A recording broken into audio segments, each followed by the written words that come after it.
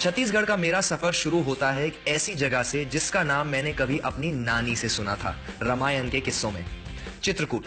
और चित्रकूट का सबसे स्पेशल अट्रैक्शन है यहाँ का चित्रकूट वाटरफॉल्स।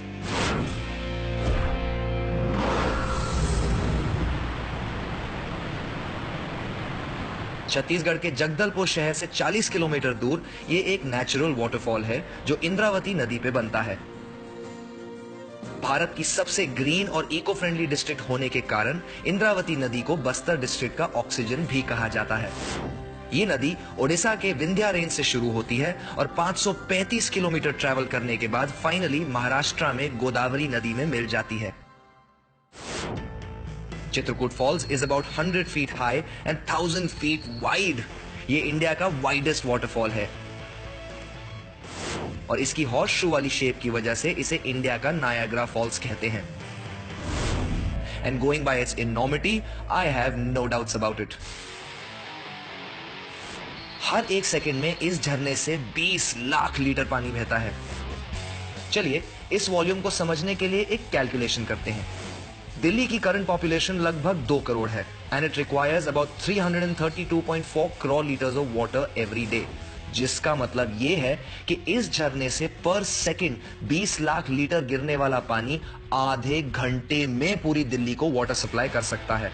मतलब कि अगर ये माने कि एक इंसान on an average per day 2 litre पानी पीता है तो पूरे इंडिया की 1.2 बिलियन पॉपुलेशन की प्यास ये वाटरफॉल 20 मिनट में पूरी कर सकता है। OMG! ये तो हुई साइंटिफिक कैलकुलेशन। अब जरा अपने तरीके से समझाता हूं। एक हाथी का एवरेज वजन करीब 4000 किलो होता है, तो इन चट्टानों के ऊपर से गिरने वाले पानी का वेट करीबन 500 हाथियों के वेट के बराबर है। कमाल है यार। यहां अगर एक हाथी का पैर किसी इंसान पे पड़ जाए तो उसका कुछ नहीं बचता। इन बेचारे पत्थरों का क्या हाल होता होगा। चित्रकूट की डेप्थ्स एक ऐसी मिस्ट्री की याद दिलाती है जो शायद ही मैं कभी समझ पाऊंगा। हर सीजन इस झरने का रंग बदलता है। चित्रकूट कुछ अपने ही मूड के हिसाब से चलता है। यहाँ मैं बहुत ही एडवेंचरस महसूस करता हुआ आया था, बट अनफॉर्चुनेटली पानी का लेवल बहुत ज्यादा हाई है, तो हम पानी में तो नहीं जा सकते, बट पानी के ऊपर तो जा सकते हैं। Which is why I have found myself this flying fox activity organized here by the tourism department and the government of Chhattisgarh. और मेरे अंदर का एडवेंचर कूद कूद कर बाहर आ रहा है। So I'm not going to waste time. They're going to rig me and I am going to go down right there.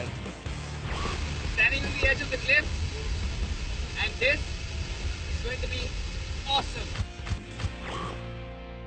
Woohoo!